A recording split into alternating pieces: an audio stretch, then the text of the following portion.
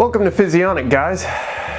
We're going to be discussing lifting intensity. And by intensity, I mean how much weight are you lifting, and we're going to be talking about different conditions. So, specifically discussing more of how much weight you have to use to build muscle. What is the optimal, if you want to say that word, I'm not a huge fan of that word when it comes to these kinds of topics, but we're going to use it in this context.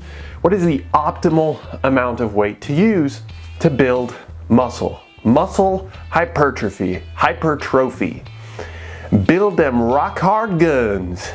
So, in a science-based video, we will investigate that topic. Let's get to it.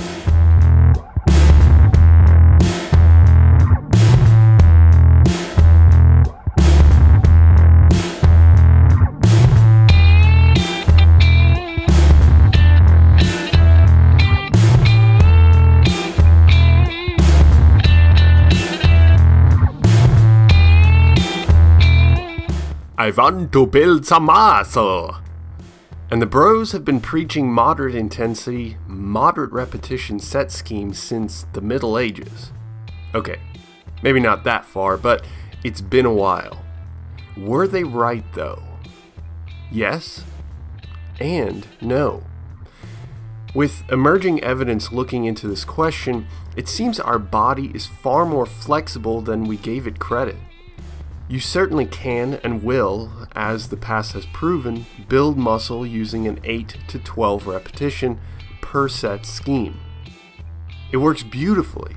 Ask anyone in the gym.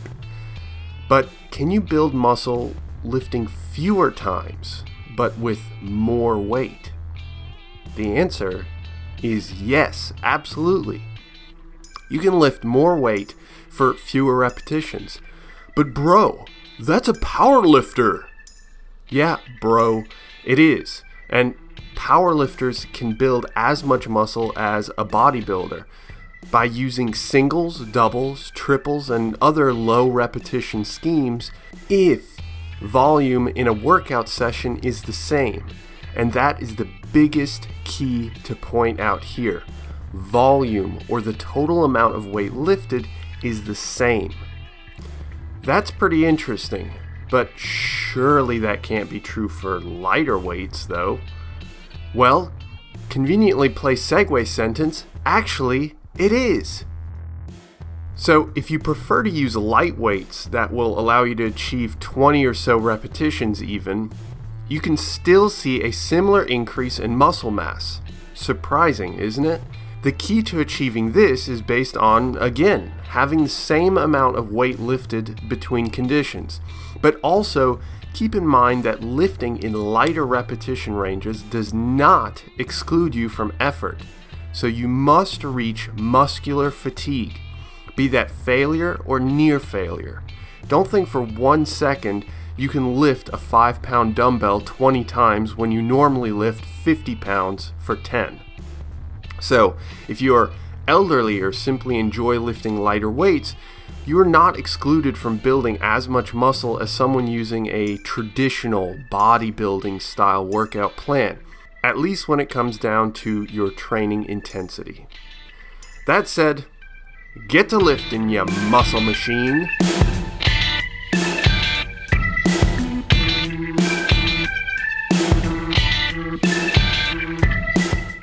So as you can see, it doesn't really matter if you want to use heavy weights, moderate weights, light weights. It doesn't matter as long as the volume, the total amount of work done is the same, and specifically, more specific to that lighter weight, that you're going to end up going to muscular fatigue. That doesn't mean necessarily failure, but at least close to that. You know, you can't just cheat yourself. Oh, I've been lifting 100 pounds, so I'm just going to lift 10 pounds for double the reps. I mean, that doesn't equate. It's not the same. You have to constantly challenge the body. You have to be challenging your musculature to then lead to that adaptation, as we know through progressive overload principle, etc., etc. I'm not going to go into it right now. But, of course, if you don't believe me, and I'm sure a lot of people are going to be like, nuh-uh, that's not what I found out in bodybuilding.com. Well, okay, that's great.